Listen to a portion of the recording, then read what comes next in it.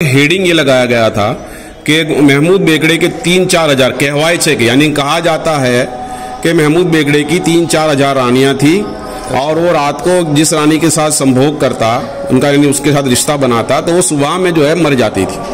और ये हेडिंग था। मैंने तारीख की किताबें पढ़ी है, मैं हेरिटेज वॉक भी करवाता हूँ, लेकिन हमने कोई किताब में ऐसा कहीं दर्ज नहीं किया हुआ पाया। तो एक बात, एक मैसेज सोशल मीडिया पर हमने अपलोड किया सारे मुसलमानों के नाम कि आप लोग इसका ऑब्जेक्शन उठाएं, क्योंकि ये सवाल इसमें ये नहीं है कि महमूद बेगड़े के बारे में कुछ गलत लिखा है। अगर कोई मुस्लिम सुल्तान अगर इतना बेदर्द है कि वो 3-4 हजार औरतों को रखता है और उसको फिर मार देता है, तो सवाल ये कि अगर मुस्लिम बादशाह इतना जहरीला हो सकता है, इतना खतरनाक हो सकता है, तो मुसलमान कैसे? ये मुसलमानों की एक इमेज का सवाल है। कुछ लोगों ने इसको एक्सेप्ट कर लिया। एक्सेप्ट किया मतलब ये है कि उन गैर मुस्लिम जो है बीबीसी के प्रोपेगेंडा से मुतासिर हुए, उनके जहन में भी ये बात बढ़ गई कि हाँ, मुसलमान सुल्तान ऐसे ही थे, मुसलमान ऐसे ही होते हैं। तो इस तरह का चित्रण किया जा रहा है जी, ऐसा प्रेजेंटेशन जो है उसकी स्टोरी में किया गया। ये ऑब्जेक्शनेबल बात लगने के बाद जो है मैंने बात की बीबीसी के एडिटर जो है वो जय शुक्ला से, जो दिल्ली में बैठते हैं, उनसे बात की और उनको कहा कि स्टोरी में ऐसा है। तो उन्होंने खुलासा ये किया कि तो बीबीसी उर्दू में स्टोरी छपी है, पाकिस्तान से आई है, इसलिए इसमें हम जो है पाकिस्तान से स्टोरी है, इसको यहाँ पर गुजराती में उसका ट्रांसलेट कर दिया। अच्छा, तो मैंने कहा कि आपको ये कॉमन सेंस किसी ने ट्रांसलेट किया होगा, क्या उसने कॉमन सेंस भी नहीं इस्तेमाल की? कि आप जाने दिए गुजरात के मुस्लिम सुल्तान, किसी दुनिया में किसी मर्द के बारे में ये एलिगेशन नहीं है कि 3-4 हजार औरतें रखता उसका रोज मार देता। हम वो सब लोग जो हमारे पढ़े लिखे लोग, हमारे दानिश्वर, वकील, डॉक्टर, इंजीनियर्स, जब ऐसी हिट आता है मुसलमानों के खिलाफ, हम खामोश रहते हैं। मैं ये कह रहा हूं कि आखिरत में हम क्या जवाब देंगे? अल्लाह ने हमको सलाहियतें दी थी, स्किल दी थी, जब ऐसा हमारे खिलाफ लिखा जा रहा था, हमारे अल्लाह ताला के दीन के खिलाफ, मुसलमानों के खिलाफ, हम खामोश रहे। हमने इतना भी नहीं किया कि हम जाके अच्छे तर्क और दलील से, अच्छे अखलाक से उनको जवाब देते हैं, सही बात फैलाते हैं। ये हमारे लिए शर्म से डूब मरने की बात है। जो कौम सोशल मीडिया पे घंटों बिताती है, उसके पास इतना वक्त नहीं है कि मुसलमानों के खिलाफ प्रोपेगेंडा जा रहा हो तो 2-4 बात उस पर जाकर लिख सके, कह सके। कितनी शर्म की बात। आप देख रहे हैं देश लाइव, देश की आवाज। अस्सलाम वालेकुम, आदाब। मैं सहल कुरैशी इस वक्त खड़ा हूं मैं अहमदाबाद का जो सरखेज रोजा जिसे कहा जाता है, बड़ी खूबसूरत इमारत है। और महमूद बेगड़ा ये नाम किसी से कोई नया नाम नहीं है। जो लोग इतिहास में रुचि रखते हैं, जो लोग अहमदाबाद के इतिहास को जानते हैं, वो बखूबी जानते हैं कि महमूद बेगड़ा कौन थे। अहमदाबाद शहर जब बसा तो उनके अहमद शाह बादशाह जो थे, उनके पोते थे महमूद बेगड़ा, जिनका यहाँ पर मज़ार है। अब सवाल उठता है कि आखिरकार आज मैं यहाँ पर क्यों आया। दोस्तों, हमने देखा कि पिछले कुछ सालों से एक गोदी मीडिया नाम का एक नया लक़ब चल पड़ा था कि गोदी मीडिया। लेकिन गोदी मीडिया के अलावा भी कई ऐसे मेनस्ट्रीम मीडिया के लोग हैं, सोशल मीडिया के लोग हैं, जो इस तरह की गुस्ताखियां कर देते हैं। बीबीसी ने एक खबर अपने वेबसाइट पर, अपने सोशल मीडिया के तमाम प्लेटफॉर्म्स पर शाये की और उसमें यह बताया, उसकी हेडिंग कुछ ऐसा था कि महमूद बेगड़ा एक ऐसा राजा जो जहर खाया करता था, जिसकी 2-3 हजार रानियां थी, वो रात में जहर खाता था और सुबह में उसकी रानी मर जाया करती थी। इस तरह का हेडिंग ये लगाया गया। काफी विरोध हुआ। सबसे पहले इसमें जो विरोध किया वो आसिफ शेख हैं। इन्होंने सबसे पहले, इनके जहन में ये बात आई, इन्होंने देखा, चूंकि खुद अक्सर हेरिटेज वॉक वगैरह कराते रहते हैं अहमदाबाद के अंदर, हिस्ट्री से जुड़े हुए हैं और काफी हिस्ट्री को बारीकी से, करीबी से जानते हैं। तो आसिफ भाई ने इस खबर को जब देखा तो उन्होंने इसका विरोध किया। बीबीसी के कुछ लोगों से इन्होंने बातचीत भी की और बताया कि भाई आपने ये चीज गलत लिखी है, आप ऐसे कैसे कर सकते हैं। तो आसिफ भाई से क्या कहा उन लोगों ने, क्या कुछ हुआ, और उसके बाद में आखिरकार बीबीसी को मजबूर होना पड़ा कि उस खबर के हेडलाइन को बदलना पड़ा, उसमें कुछ और चेंजेस करने पड़े। तो ये वो चीज है कि आपके साथ में अगर कुछ गलत हो रहा है तो आपको खामोश नहीं रहना है, आपको उसका विरोध करना पड़ेगा। आप अगर विरोध नहीं करेंगे तो उसके बाद में लोगों की हिम्मतें बढ़ती जाती है। आसिफ भाई से हम बात करेंगे। आसिफ भाई, पिछले कुछ दिनों से सोशल मीडिया में मैंने भी देखा कि फेसबुक पेज पर, इसके बीबीसी गुजराती के फेसबुक पेज पर लोगों ने काफी कमेंट्स किए हैं। उसमें हिंदू भी हैं, मुस्लिम भी हैं, कुछ लोग गालियां भी दे रहे हैं, काफी अलग अलग तरह की चीजें हो रही है। क्या है ये पूरा मामला? 19 अगस्त को शनिचर को, ये रात को करीबन 8-9 बजे करीब, बीबीसी गुजराती न्यूज का जो फेसबुक अकाउंट है उस पर ये स्टोरी जो है वो अपलोड हुई।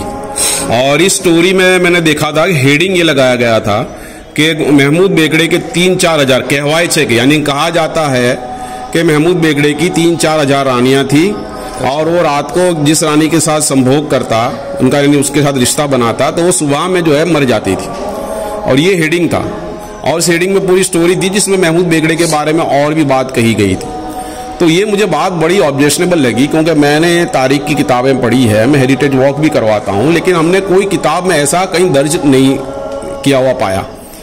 तो एक बात, एक मैसेज सोशल मीडिया पर हमने अपलोड किया सारे मुसलमानों के नाम कि आप लोग इसका ऑब्जेक्शन उठाएं। तो ये सवाल इसमें ये नहीं है कि महमूद बेगड़े के बारे में कुछ गलत लिखा है। अगर कोई मुस्लिम सुल्तान अगर इतना बेदर्द है कि वो 3-4 हजार औरतों को रखता है और उसको फिर मार देता है, तो सवाल ये है कि अगर मुस्लिम बादशाह इतना जहरीला हो सकता है, इतना खतरनाक हो सकता है, तो मुसलमान कैसे? ये मुसलमानों की एक इमेज का सवाल है। अरे इस पर कुछ हिंदुओं ने कमेंट भी किए कि हाँ राजा ऐसे ही थे मुसलमान। और जी, जब ये आर्टिकल छपा तो बहुत सारे गैर मुस्लिम मुतासिर होकर लिखा कि ये हरामी लोग ऐसे ही होते हैं। अच्छा, मुसलमानों के लिए, राजाओं के लिए, मुस्लिम, हाँ जी, महमूद बेगड़े के बारे में लिखा कि लोग ऐसे ही होते हैं। इसके अलावा भी गैर मुस्लिमों ने काफी मतलब बुरा लिखा महमूद बेगड़े के बारे में, मुसलमानों के बारे में।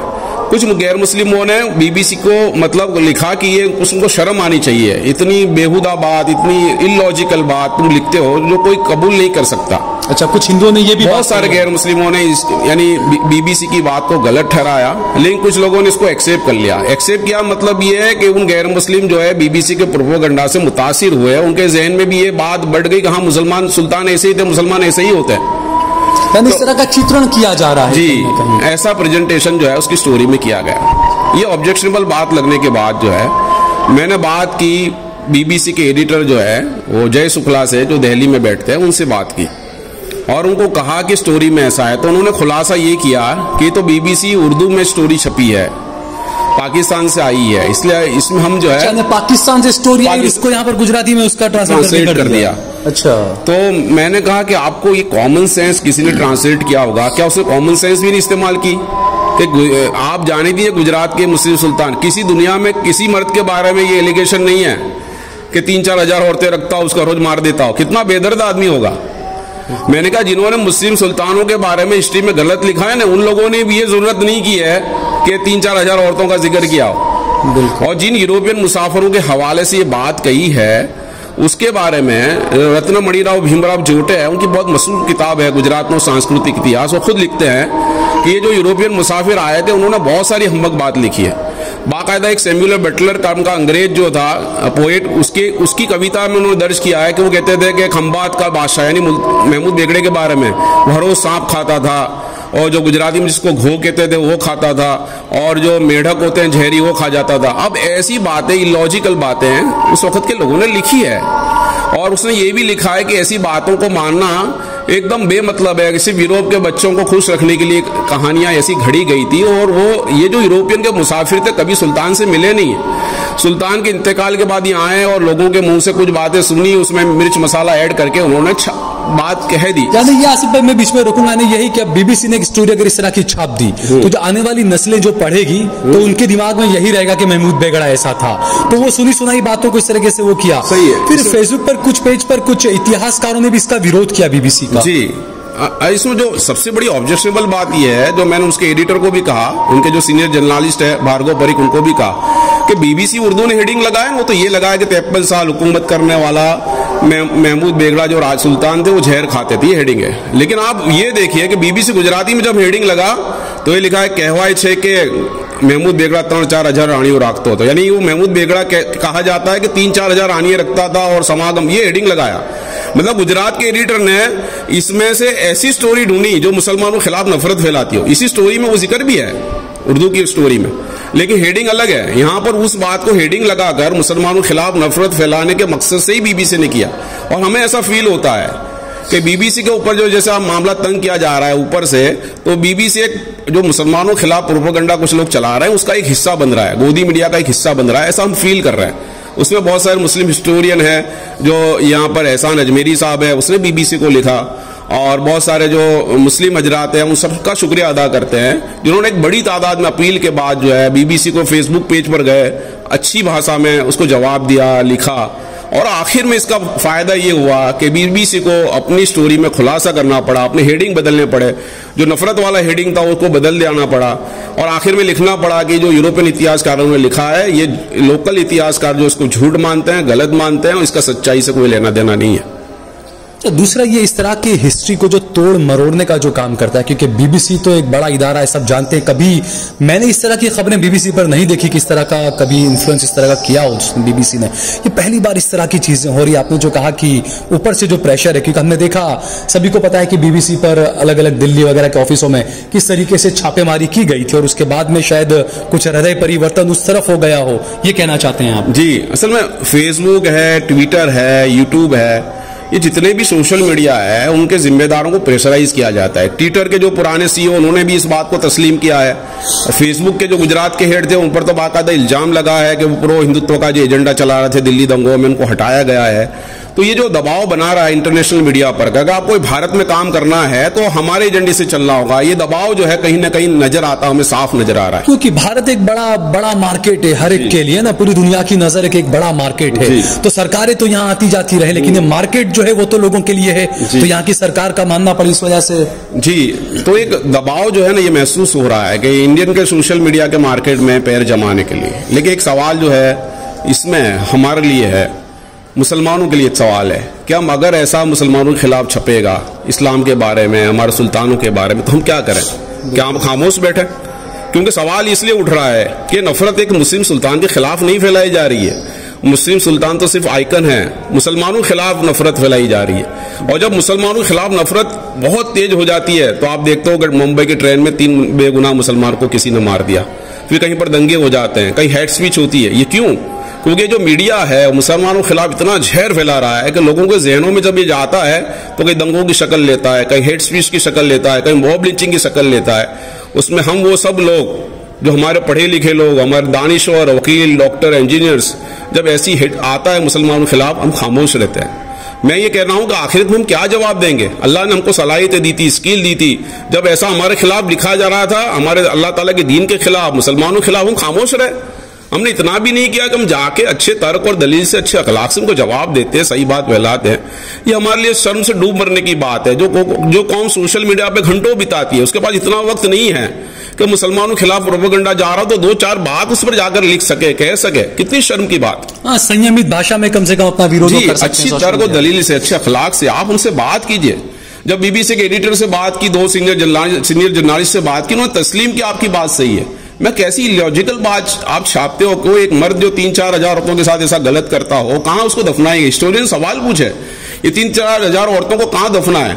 और दूसरा आप ये कह रहे हो कि जो हमारे लेडी जो है पीएचडी क्या है महमूद बेगड़े पर, तस्नीम शेख जो है, उन्होंने कहा कि अगर वो महमूद बेगड़े के मतलब रिलेशन से रानियां मर जाती थी, 3-4 हजार औरतें मर गई, तो उनके जो रानियां हैं उनसे बच्चे कैसे हुए, वो कैसे हयात रहे? और रानी हीरबाई जो है उनका तो मजार है बाजू में, जिनसे ये मुजफ्फर शाह हलीम जिनका मजार है, उनका बाजू में यहाँ पर हजीरा है, उसमें उनका मजार है, वो कैसे हयात रही?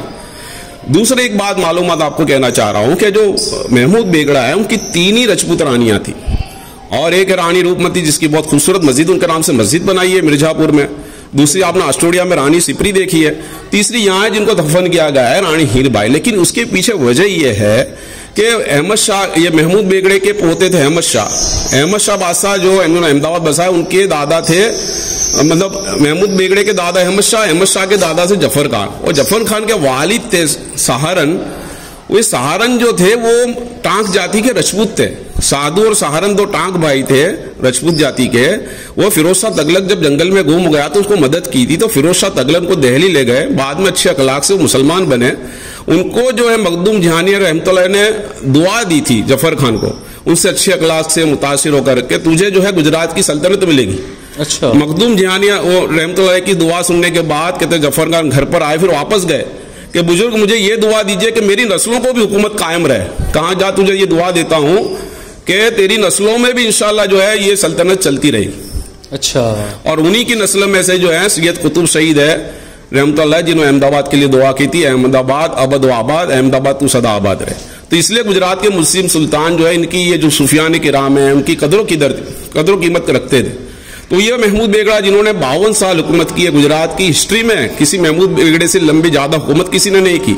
इनका इंसाफ इतना पसंद था कि जब रानी सुबराई का जो बेटा खुद का बेटा था, उनसे जो सुबराई से हुआ था, उन्होंने एक औरत से गलत हरकत की तो उसको मृत्युदंड दिया।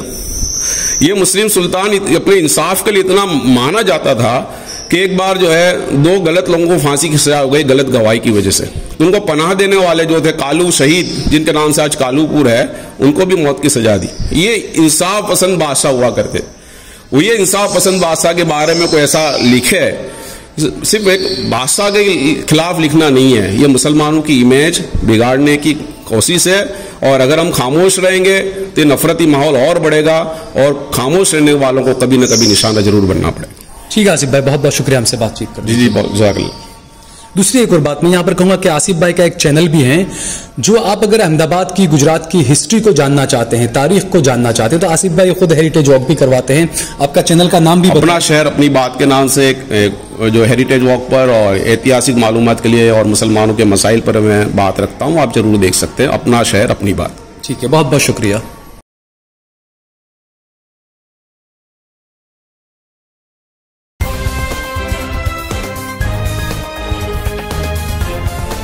देश और दुनिया की तमाम छोटी और बड़ी खबरों के लिए हमारे चैनल को सब्सक्राइब करना न भूलें और बेल का बटन जरूर दबाएं।